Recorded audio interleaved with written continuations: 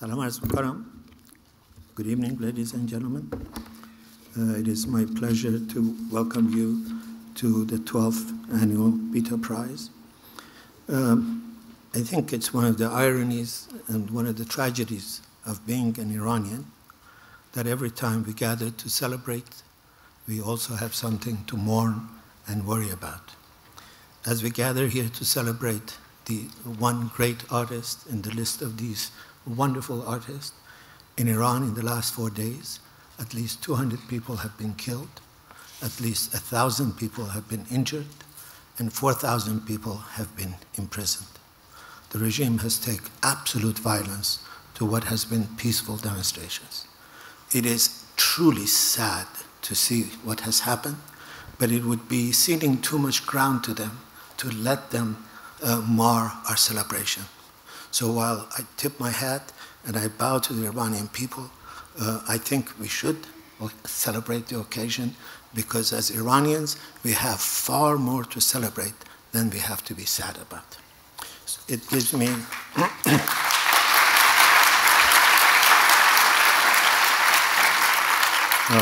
Before I say a few words about our very esteemed speaker, the provost, Professor Drill, I want to thank a number of people who have made tonight happen. There are a number of people who have made tonight possible. Hamid and Christina, Moghadam, Bita Prize, and everybody else who has contributed to Iranian Studies. But people who actually made tonight happen are people who have been working tirelessly for weeks to make this. First and foremost, I need to thank Roma Parhat, our Associate Director, who with absolute grace and efficiency has managed every step of this process. She is very ably helped by Mr. Franco Enrico, who has a sad day waiting for him this Saturday because he's a Berkeley fan and he's going to have to be unhappy, but I wish him good luck anyway. We also like, on behalf of Iranian Studies, thank Carleton Hamid from Islamic Studies, Mike Breger from Center for Russian, European, and Eurasian Studies, who have helped staff this evening. We are very grateful for a number of our students who have helped us, Sarah Abdulali, Matine Mir Ramazani, Behzad Haqju, Yasaman Shirian, who have been wonderful in helping the Iranian Studies and this event. Professor Persis Drill is the provost of Stanford University, the James and Anne Mary Spilker Professor in the School of Engineering, a professor of material sciences and engineering, and a professor of physics. Prior to her appointment as provost in February 2017, she was the dean of Stanford School of Engineering from 2014 to 2017, and director of U.S. Department of Energy, SLAC National Accelerator Laboratory from 2007 to 2012. She earned her bachelor's degree in mathematics and physics from Wellesley College and her PhD in atomic physics from UC Berkeley. Before joining the faculty at Stanford in 2002, she was a faculty member in the physics department at Cornell University for 14 years. I might just add that she is also a remarkable musician. Please welcome Professor Brett. Thank you, Abbas. It is a pleasure to be here tonight to welcome you to the festivities. I would also like to take a moment just to recognize what has happened in Iran over the last 4 days and note it. It is sad for all of humanity, but we focus on wonderful things from Iranian culture, and tonight I am just delighted that this year's Bita Prize recipient is Kayhan Kalhor.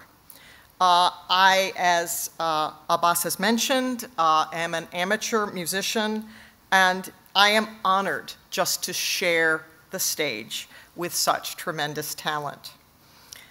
The annual Bita Prize for Persian Art, now in its 12th year, is one of the signature initiatives of the Hamid and Christina Moghadam program in Iranian Studies, and honors individuals, as you have seen, who have made significant cultural and artistic contributions. The Bita Prize ceremony is also an opportunity to shine a light on the program in Iranian Studies and its important role here at Stanford. Iran is a pivotal country in shaping the future of the Middle East, and there is no question that the U.S. relationship with Iran has been complicated and at times volatile. The program in Iranian Studies, with its focus on Iran's history, culture, politics, and society, helps all of us gain a deeper understanding that we hope will lead to improving the relationship between our nations. The interdisciplinary nature of the program brings it to many corners of the Stanford campus, from economics, political science, and religion to the arts, sciences, and literature. Collaborations with the Freeman Spogli Institute, Stanford Global Studies, Hoover Library and Archives, and other entities, both on and off campus, have given the program a much wider scope. Each year, the program draws thousands to its programming, which includes talks, conferences, film screenings, plays, and concerts. The program has sponsored 6 original plays by Professor Bahram Baizayi, Iran's foremost playwright, who, by the way, currently teaches at Stanford and is a past Bita Prize recipient. Educating students is, of course, one of the primary goals of the Iranian Studies program. The program offers a minor in global studies, supports student research through travel and language grants, funds internships, opportunities, and supports related student groups on campus. The Iranian Studies program has enriched the intellectual life of the university in numerous ways. For instance, over the last decade, the program has facilitated the donation of 8 major archival collections to Stanford's libraries. The most recent donations include the papers of Ardashar Zahidi, who was twice Iran's ambassador to the US in the early 60s and 70s, prior to the Iranian Revolution. And none of this would be possible without the leadership of Abbas Milani and the assistance of some very generous supporters. I'd like to acknowledge them, some of whom are here tonight. Hamid and Christina Moghadam, your founding vision led to the creation of Stanford's program in Iranian Studies. We thank you for your ongoing support of the program and the university. Bita Daryabari, we are grateful to you for helping us grow the Iranian Studies program and for the creation of the Bita Daryabari Endowment in Persian Letters and, of course, the Bita Prize. And we'd also like to thank Shidan and Mehran Taslimi, Ambassador Zahidi, and Hassan and Mavasi Milani for their generous contributions. Would you please join me in thanking these wonderful individuals?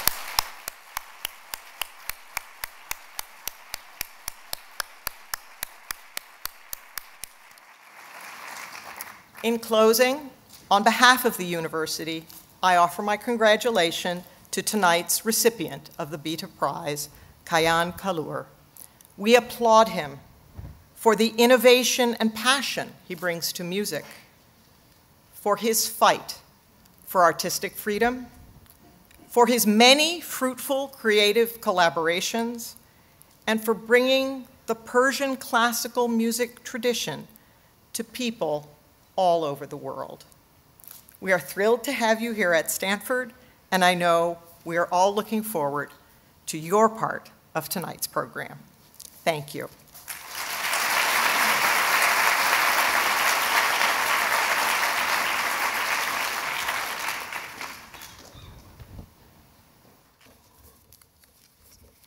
چون دهاتی هستیم دوباره سلام میکنم.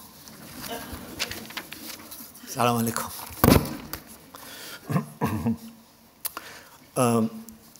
This is the 12th annual prize for our program.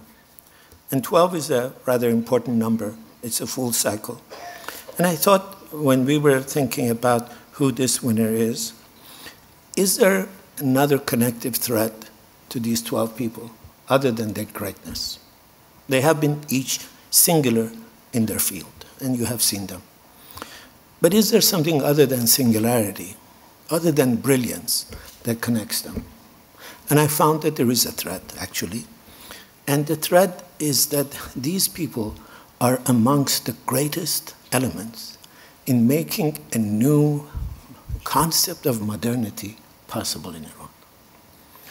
Modernity has been Iran's greatest challenge for the last 150 years at least. And the first generation of Iranian modernists from the Constitutional Revolution on, in virtually every domain, from politics to architecture, from painting to music, believed that Iranian tradition is nothing other than reaction and retrograde ideas, retrograde senses of beauty, retrograde forms of painting.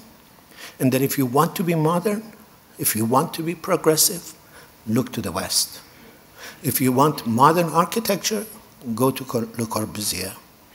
If you want modern music, throw away Iranian classical music and start something new. Colonel Haghighi said basically that Iranian music cannot be modernized. It can't be written, it can't be rendered into notes, it doesn't have enough range, and if you want to have truly modern music, you have to have new instruments, you have to have new orchestras. People said, if you want to write a novel, look to the West. We don't have a tradition of novel writing. We had 1001 Night at least 2,000 years ago. It's one of the greatest stories of all time. We have in Shahrazad one of the greatest storytellers of all time. But they kept telling us that if you want a novel, look to the West. If you want modern poetry, look to the West. If you want theater, look to the West. Iran doesn't have a theater. Iran has never had a tradition of theater. On every aspect, that was what the first generations did. If they wanted to be a modern painter, they looked to either the realist in the West or to the cubist in the West, and they began to copy. And then a new generation began to emerge. Every one of the people that have been part of this 12th annual prize have made one contribution after another in fundamentally questioning this paradigm and suggesting that there is something profound in Iranian tradition that we can use, and from that we can bring our modernity. We have Seyhoun, who single-handedly changed the way they taught architecture and art history in Iran. He says, we have an enormous tradition of building in Iran. Learn from them. He began taking Iranian architecture students to some of the most beautiful traditional buildings in Iran and changed the paradigm of architecture. Bahram Beyzai, when he was 21 years old, he might have been 12, as far as I know. He might have written it actually when he was 12. He is that incredible. But when he was 20 years old, he wrote a book about the history of theater in Iran. That book is not only still a classic, but it fundamentally reshapes the way we think about theater. Not only he found a very strong tradition of theater in Iran, but he found some of the most creative modernist versions and tricks and tropes of theater in the most traditional form of theater. When every one of the modern Iranian theater aficionados looked down on Ta'ziyeh, a traditional Iranian play, Beyzai said, this has some of the most remarkable modernist interpretations. and reshape the way we think about theater. And then he said, if you want innovation, why do you only look to the West? Why not look to Japan? Why not look to India? There are commonalities there that we can draw from. Shahnoosh Parsipur wanted to write a modernist novel, a novel in the tradition of magic realism. She said, I don't need to only look at Gabriel Garcia Marquez. I can look at Tazkiratul Awliya. I can look at the tradition within Iran, from where I can find some of the most innovative forms of theater. That's what Kalhor has done with kamancheh. He took what is the most traditional, what is the most overlooked, what is the most deemed incapable of modernity, and turned it into the most remarkable representation of Iranian music. He took it global. He made it global while at the same time making it unmistakably Iranian. That combination of making art that is global and yet local, completely aware of what is happening in the world, capable of working with some of the best artists in the world, but at the same time remaining true to your tradition and remaining proud of your tradition. That's what Satrapi has. That's what every one of the people we have given this award has. And that's what Kayhan Kalhor has in the most remarkable way. So it is in recognition of this accomplishment that he shares with all of the 11 brilliant people who have come, that he is this year's recipient of the Bita Prize. Please join me in welcoming Bita Daryabari, who's going to say more about... Oh, I'm sorry. Join me in Bita Daryabari later. First, join me in welcome.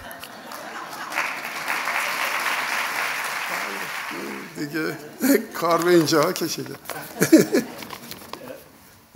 شما میشنوین منو؟ بله، چون من صدا خیلی شد. اسم اینی که میخوام بخونم دو سه صفحه بیشتر نیست، هست هنر کلهر بودن. هنر کلهر بودن. برای جو همون کیاسه که شما موشکی ساخت مدعیان صلح در جنگی بی معنا خانه و خانواده پدری کیهان کلهر کمانچه نواز را وسط شهر تهران نابود کرد و وی از دور فقط می توانست در مرگ دلبندانش بهتش بزند که ابلهان جهان در جواب هم عربده می کردند و جوانان کرور کرور قربانی شدن خود را رجه می رفتند و تاجران به تجارت اسلحه سودهای کلان می اندوختند و سرودهای ستایش جنگ و تعصب از رسانه ها به هوا بود. میگویند شور در هنر کلهر از این ستم افتاد. شگفت نیست که از ساز کلهر گاه نوای مویه می آید یا شکوه و خروش و سرزنش و دشنام. امتیاز این شور را به جنگنده و موشک ندهیم. امتیاز این شور را به بمب افکن و موشک ندهیم. برخی در بحت چنین فاجعه‌ای خود نیز رفته رفته نابود می شوند. کلهر این نابودی را با دو تکه چوب بیجان پس راند، با کمانک و کمچه که آن را کمانچه یا به لفظ خود استاد کمانچه میگویند، با آفرینش و فرهنگ و از پای در نیامد. استاد نواختن حرفی و از آن نیز برگذشتن حرفی. کمانچه کلهر را می نوازد و کلهر کمانچه را.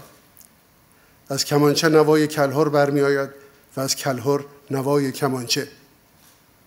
از کلهر شور و خروش ساز می شنوی و از ساز شور و خروش کلهر. کدام یکی کدامند؟ بی هر کدام دیگری خاموش است. بی هر کدام دیگری نامی گذراست. کلهر به کمچه و کمانک نارونه میزند و آنان به کلهر. کمانچه به کلهر و کلهر به کمانچه دروغ نمیگویند. هر کدام دیگری را چنان می نوازد که گم کنی نوازنده کدام و کدام است آنکه می نوازد. کلهر ساز خودش است و نوازنده خودش. استادان بسیار بوده و هستند، شوریده جان چندان نیست. کمانچه و کلهر گاه یک فریادند که هر که شنید با هر دو هم نواست. کلهر در خشم بر ویرانی و در نیایش آفریدن است که به شور خود دو پاره چوب زبان را جان می‌دهد و خود نیز بدان باز آفریده می‌شود. و شگفت نیست که از دل رنجیده ساز وی سرانجام آواک شادی می‌شنویم. کلهر دمی بشکن زنان و دمی پنجه کشان کمانچه اش را به رقص در می‌آورد. کمانچه از کمانچه بودن خود فراتر می‌رود. دمی ره به تنبک می‌زند و دمی سر به تنبور و دوتار می‌ساید و شکوه و خروش و سرزنش به ستایش زندگانی نو و مژده بهروزی فردای بهتر می‌انجامد. همین است که بسیاری چون من که کسی هم نیستیم، یک کشش تلخ کمانک بر کمانچه را برتر از خروش همه ارتش‌های جهان می‌گیریم و همه بمب‌ها و اسلحه‌ها و افتخارات، همه عربده‌های غرور در بلندگوهای فریب و همه خدعه‌های ویرانگر و مرگبار جهانجویان خودپرست، اگر نوازنده آن کسی چون کیهان کلهر باشد.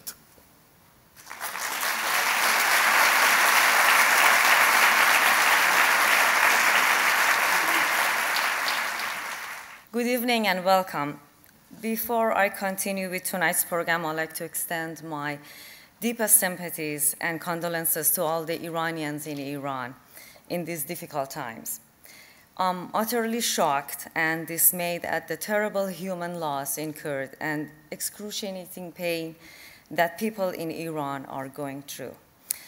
I usually say, let's pray for the Iranians in Iran, but it seems like the prayers are not being answered for the past 40 years. So let's hope for a better lives for Iranians and wish for free Iran.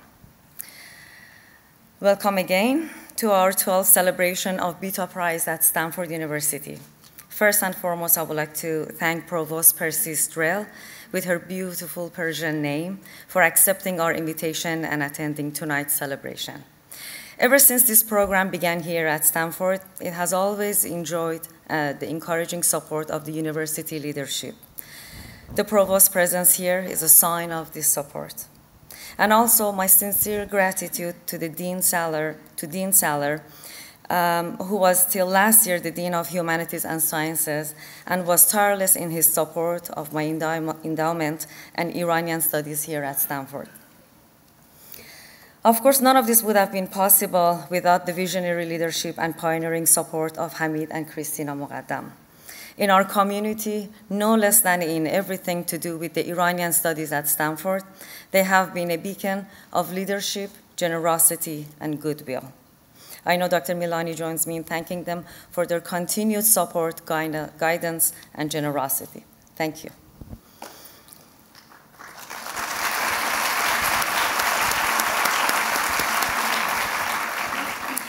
Also, special words of gratitude goes to our brilliant and outstanding Director of Iranian Studies, Dr. Milani, whose leadership and vision steered the program from day one. As you all know, there are so many endowments at so many universities, but none of them have been as successful as our Iranian Studies here at Stanford. And we have more than 300 scholars visiting Stanford every year under our program. And we owe it all to our brilliant Dr. Milani. Thank you so much.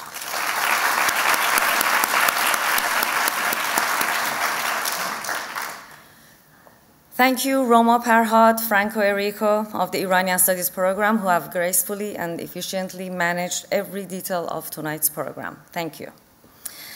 We live in dangerous times.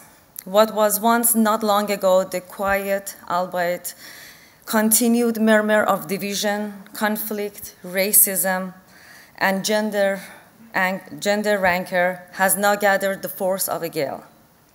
It's precisely because of the nature of these troubled times that I think celebrating the sublime of Kayhan Kalhor is particularly timely and needed. He has used the universal language of music, one that does not broach geographic or linguistic borders, to show our common humanity. This prize was started to celebrate the work of an artist with a unique lifelong contribution to Persian letters and arts. But arts in general and music in particular has the ability to speak universal language and show our common human heritage beyond religion, race, class, and gender. If several centuries ago, our great poet Rumi admonished those who sought superiority in their own faith, family, or nation, if he invited us all to celebrate each other and our commonalities in the realm of love, then in our time, the music of Kalhor has the capacity to not only travel the Silk Road, but can go far beyond it as well. From Iran's Kurdistan to Austria's Vienna, from the Kennedy Center to Cemex Auditorium, he is at home everywhere. He is certainly and proudly Iranian, but music too is his home. And using a most traditional of Iranian instrument, he has the capacity to make sublime sounds that touch the heart and mind of every lover of music, everyone who appreciates and celebrates of humanity. The first recipient of this prize was Simin Behbahani, who expanded the great pantheon of Persian poetry and made the woman's voice an even more indispensable part of that tradition. Persian letters have always been a pillar of the best of our common humanity and history. It is only fortuitous that as we celebrate our 12th anniversary of this prize, we have, in one sense, come a full cycle in that we are celebrating the musical genius of Kalhor, an artist who is uniquely Iranian and no less unmistakably global. Please join me in welcoming Maestro Kalhor to the stage.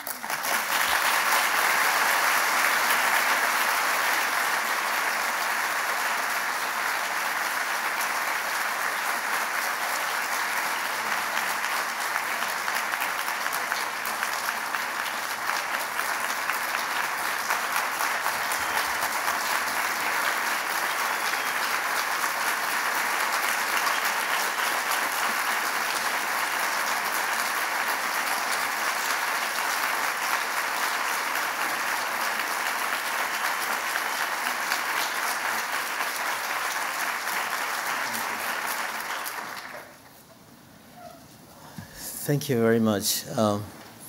I'm deeply moved and honored for several reasons. Yes.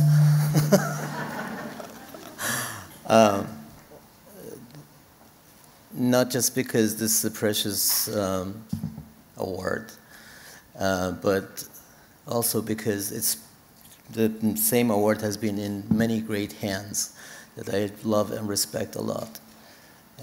One of which is here with us, Mr. Beizai, whom I have respected all of my childhood and my adolescence, and and I'm very, very honored by the great speech that he gave here. I was so embarrassed, basically.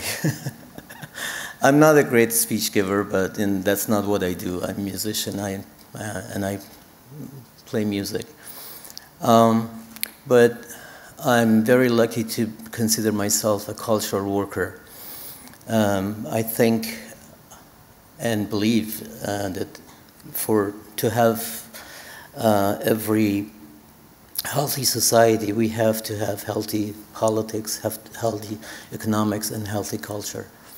And they all feed each other, and they're part of each other. If we have a cultured society, we don't make bad political decisions, and a corrupt politics leads to corrupt economy. So that's why I think what I do and what my colleagues do, and musicians, writers, and people in the cultural sector, it becomes very important. And with the effect that we could have on the society. That's all I have to say. Thank you again for this great award, and I hope I deserve it. Thank you.